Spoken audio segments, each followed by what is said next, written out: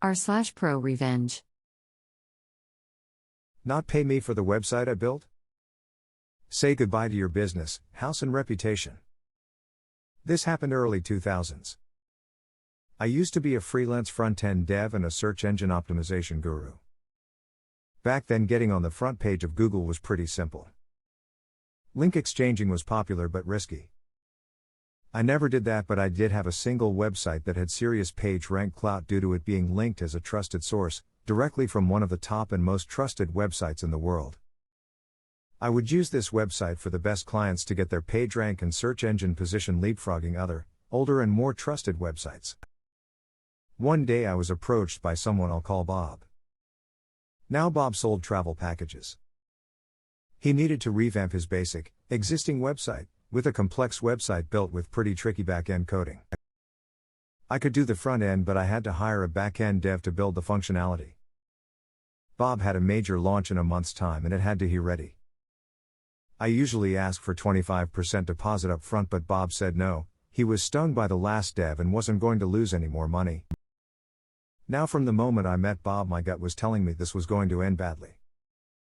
The problem was I needed the money, and it was worth quite a lot of money for me and the dev. I skipped the deposit on the promise he paid in full before it went on his server. Bob agreed. For an entire month we worked day and sometimes all night to get this done in his time frame. With a day to spare we had done it, and I'd never been so proud of what we had achieved. I was honestly excited to show Bob. The next day I sent the link to my test server and he phoned me to discuss it. Bob said everything looked good, but he was worried his server's PHP version may be too old to run it. I assured him it would, but he said he was too scared it won and we would scrub our hands of it. We went backwards and forwards, but he was insistent the site has be uploaded and tested on his server before he parts with a penny. I chatted to my dev. He didn't like it either, but agreed we would upload our work onto his server. Bob gave me the FTP details and server login, and I uploaded the site. I told him it was live and then nothing. I sent several emails and then phone calls. The emails went unanswered and the phone went to voicemail. Sensing a major problem, I rushed to my computer, fired up my FTP program to delete our work on his server and access denied. He had locked us out, and the following day he went live with our work.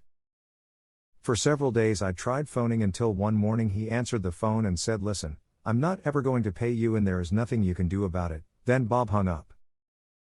Rage was a good word for my feelings. I was shaking while I still held the phone in my hand. For the next hour my range of expletives was growing in complexity.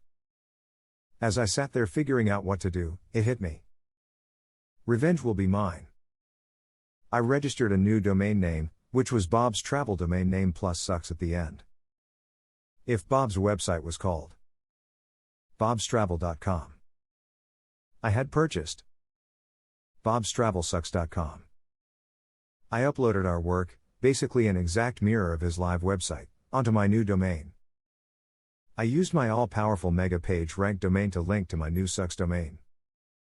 Within a month my website jumped above his website in Google for every conceivable search phrase you would use for the packages he sold. No matter what you typed in, my site was the first result and his was always below mine. During that month I created a second website, which was Bob's full name with sucks at the end. On this second website I posted what happened, screenshots of his emails and warning everyone what a conman he is. Bob had a somewhat unusual first and last time. Again, within a month my website was above his own personal website. I then forgot all about it.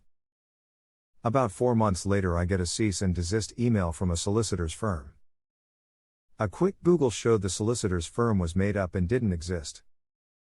I reply back with, "I'm not ever going to take them down and there is nothing you can do about it." Every now and then I'd get emails from people he had conned by taking their money for a travel package but never booking their package.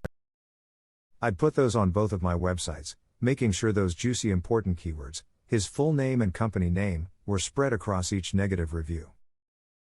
A few more months pass and I get an anonymous email linking to a new domain called MineAmeSucks.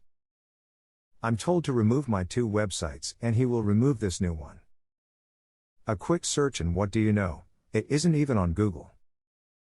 No one could find it. I reply back for a second time with his comment to me. As each month passes, I'm getting more and more people emailing me saying they've been ripped off. I keep adding them to my website. Turns out the travel agency world is well regulated, and they started an investigation into Bob's company, using my website as their main tool. I get a call from Bob. Bob is not a happy Bob. In fact, Bob is more of a desperate Bob.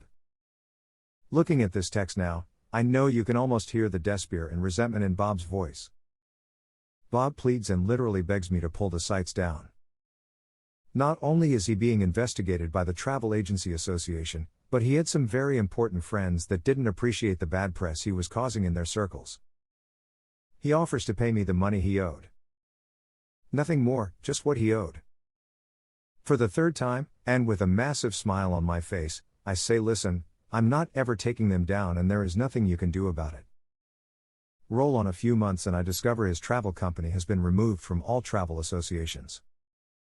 No matter what you typed into Google, my website outranked his, and all the bad reviews on my site were the first thing his potential customers would see.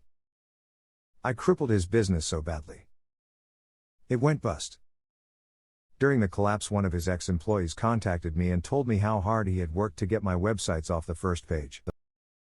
He had registered dozens and dozens of other domains in the hopes some would jump ahead. Little did he know only the top dozen websites in the world could jump it. Apparently his property was tied into loans on the failing business and he lost his house too. It took me just about a year to turn his business from a cash cow to a dead cow. Motto of the story: if you ever think to mess with a dev, don't. Winking face. Updates. My first ever award. Thanks for the silver. Wow, thank you for all your awards. Many of you are saying I should have taken the money and not pulled the sites down. At that point it wasn't about the money. He thought he could simply buy his way out of it after pretending to be a solicitor and then trying the same thing on me. Him knowing I didn't care about the money anymore must have driven him crazy, because money was all he cared about. He then knew he could do nothing to stop his business going down the pan, and all he could do was watch it all fall apart around him. A response to the post. Now this is a ProRevenge story. Love it. If you have any more, please do share. A response to this comment. Literally ProRevenge, they use their professional skills and professional business to execute it. A response to the post. Kudos to your strength of principle, not taking his money when he offered it. I'd have demanded double, taken that, then went dark and did nothing after getting it just like he originally did. You, sir, pulled off not only ProRevenge but also retained the moral high ground. Peace response to this comment. It took time, but for me, it was completely worth doing it the way I did. A response to the post. No joke, your story is inspirational AF. Thank you for sharing this. Peace response to this comment. Haha, you're welcome, smiley face. A response to the post. As a developer myself, kudos, that is no easy task, very well done. A response to the post. I don't understand the Bobs of the world. Just pay what was probably not a ton of dollar, and your business prints money for years. A response to this comment. People like Bob get where they are by stepping on the backs of people doing legitimate business. He did what he did because 99% of the time, he'd get away with it. Most people don't have the knowledge, skills, tools, money, or time to retaliate successfully. Edit. I should add, it isn't just / because they can get away with it. Pragmatism still suggests not screwing over someone unless you have more to gain than you stand to lose in the retaliation. This is the kind of malice that comes from someone who gets a tiny little chub from getting one over on other people.